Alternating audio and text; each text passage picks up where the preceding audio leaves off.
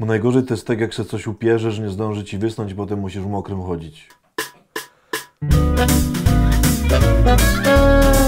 Dzień dobry. Witam bardzo serdecznie w kolejnym odcinku. Jak się nazywa? A, jeszcze 5 minutek. Bardzo się cieszę, że możemy się spotkać. Zanim zaczniemy oglądać, to taka prośba. Nie oglądajcie tego odcinka, jeśli nie oglądaliście odcinka wczoraj.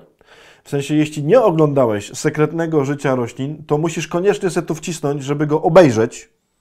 W sensie tu wciśnij, żeby go obejrzeć, bo inaczej jakby ten dzisiejszy jest kontynuacją tego, co było wczoraj. Więc warto najpierw to wczorajsze posłuchać, wtedy będziesz wiedział, o co chodzi z tym dzisiejszym, więc bardzo warto. Do rzeczy. Oczywiście przykład będzie trochę inny, ale właśnie dlatego to będzie kontynuacja. Nie wiem, czy kiedyś suszyliście sobie pranie, na pewno sobie suszyliście pranie i nie chodzi mi o takie suszenie w suszarce, w sensie tam, gdzie tam lata ten bęben, tylko takie suszenie tam wiadomo, nie? Na sznurku, te żabki, tak? Czy jak tam to się nazywa? W ogóle, czemu to się nazywa żabki? To ciekawe jest właśnie, czemu to się nazywa żabki? No i będzie.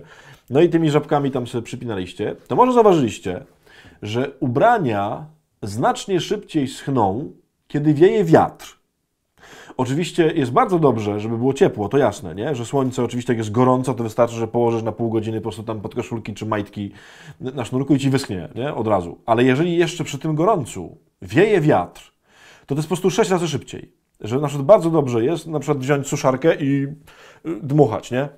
Na przykład suszarkę firmy Sosna, bo oni na pewno produkują nie tylko miksery, ale też pewnie suszarki. Dlaczego tak jest? Dlaczego wiejący wiatr sprawia, że szybciej schnie? Otóż, jak z takiego ubrania tam paruje, nie? Ta woda, w sensie ona się do powietrza udziela, że tak powiem, no to cząsteczki powietrza, że tak powiem, przyjmują, tak? Cząsteczki wody. Ja wiem, że tłumaczę to po prostu jakbym był debilem, ale mniej więcej o to chodzi, bo ja jestem debilem. W sensie one nasiąkają wodą. I teraz, jak nie ma wiatru, no to powietrze wokół tego mokrego ubrania z czasem staje się coraz bardziej mokre, to powietrze. W sensie jest nasączone wodą. I dlatego, że kiedy jest wiatr, to on przegania to już mokre powietrze, do którego już woda nie byłaby w stanie się ulatniać, tak to nazwijmy, no bo tam jest za dużo wody już, i pojawia się nowe powietrze, suche powietrze. I to suche powietrze znowu po prostu ciągnie te kropelki wody, nabiera i tak dalej. Więc im bardziej wiatr wieje, tym większą możliwość ma ubranie oddawania tej wilgoci. Co ciekawe z tym wiatrem jeszcze, bardzo podobna rzecz. Na przykład nie wiem, czy zauważyliście, że jest takie głupie urządzenie, jak wiatrak. Na przykład taki w sensie taki, w domu, nie? Taki jak to wiatrak, nie? Wentylator, o. Taki, że jak jest gorąco, to se puszczamy. Uwaga, dlaczego jest nam chłodniej, kiedy se puszczamy wentylator? Przecież nie dlatego, że wentylator ochładza powietrze, no bo on nie ochładza żadnego powietrza. Temperatura w pokoju, to jest bardzo ciekawe, nie zmniejsza się od tego wentylatora. Tylko co on robi? Znowu, jak nam jest gorąco, to oczywiście oddajemy to ciepło, tym razem chodziło już o ciepło, oddajemy na zewnątrz. I znowu, powietrze, które jest wokół nas, przyjmuje tę energię cieplną, czyli też temperatura wokół nas, powietrza się podnosi, no bo przyjmuje to ciepło od nas. I jeżeli cały czas tkwimy w takim jednym kokonie po prostu ciepła, to w pewnym momencie ta temperatura dookoła nas już jest tak wysoka, że nie ma różnicy temperatur między nami a powietrzem. Więc ta ciepło w nas nie ma gdzie odchodzić. I znowu, jak sobie puścisz wentylator, to on przegoni to ciepłe powietrze, a wejdzie powietrze, które jest zimne, takie biedne i mówi ogrzej mnie, no i ty mu oddajesz swoje ciepło i ono się ogrzewa. I właśnie dlatego wentylator nas chłodzi, że on po prostu nam cały czas daje to powietrze, które jeszcze nie jest przez nas zaatakowane tym gorącem. Co by to wszystko miało znaczyć duchowo? Bo ja jestem przekonany, że znowu sobie pewnie część z was myśli, matko, ale wymyślał znowu. Ma opowiadać po prostu o Bożych sprawach, a opowiada o majtkach suszących się na wietrze. Otóż jest tu coś bardzo ciekawego właśnie odnośnie tego wczorajszego, bo mówiłem wczoraj, że nawet jeśli jesteś w miejscu, którego się nie da zmienić i musisz tak jak roślina, tak jak sałata, o tym było wczoraj, dostosować się do tego, gdzie jesteś i że tam masz przygotowane różne rzeczy, to właśnie to, o czym mówię dzisiaj, jest jednym ze sposobów, jak to zrobić. Dlatego, że ktoś mógłby sobie powiedzieć, no dobra, fajnie, że ojciec powiedział, że mam znaleźć w tym miejscu, w którym jestem, broń przed innymi trudnymi rzeczami, no ale jak mam to zrobić? A no właśnie tak. Otóż jeżeli nie możesz zmienić warunków swojego życia, a potrzebujesz czegoś, co cię wyrwie z tego, w czym jesteś, co cię obroni, co ci da siłę, co ci da nadzieję i tak dalej, to co zrób, jeśli nie możesz zmienić miejsca? To wprowadź wiatr wprowadź, że tak powiem, świeżość do tego stanu, w którym jesteś. Już mówię, w czym rzecz. Jest taki fragment związany z prorokiem Elizeuszem, to jest druga Księga Królewska, gdzie Elizeusz trafia do takiego miasta położonego bardzo sympatycznie, ale gdzie jest niezdrowa woda. W sensie jest źródło, w którym jest woda, która się nie nadaje do picia.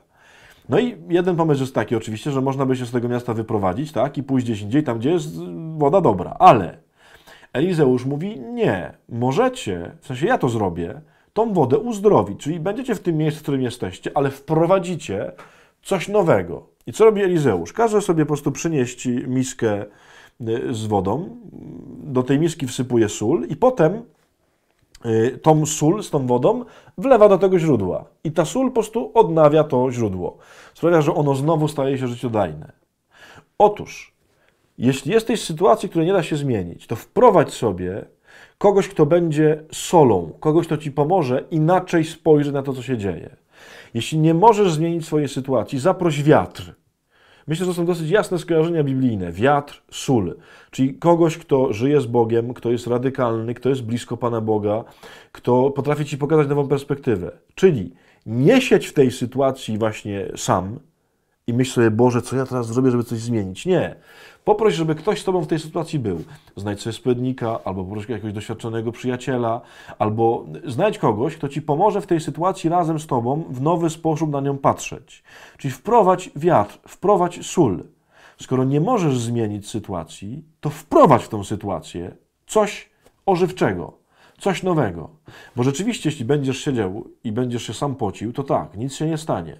Ale jak wiatr zawieje, czyli przyjdzie ktoś nowy, kto będzie miał w sobie chłód, kto będzie miał nadzieję, kto będzie miał życie, to może on ci wprowadzi to, że jednak będzie się dało naprawić to źródło, będzie się dało wysuszyć to ubranie, będzie się dało schłodzić tą gorącość. Nie wiem, czy rozumiecie, o co mi chodzi, bo ja sam się trochę gubię, ale myślę, że to jest dosyć jasne.